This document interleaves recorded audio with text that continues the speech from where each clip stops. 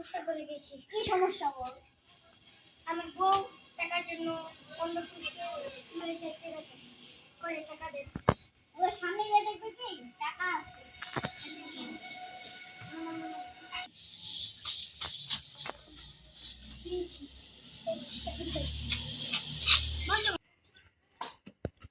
বাবা, আলহামদুলিল্লাহ আমি টাকা পেয়েছি।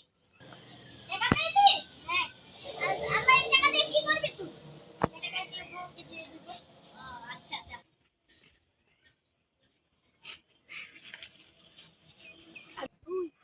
এই টাকা নিয়ে যাচ্ছে, আয় পিছু করি।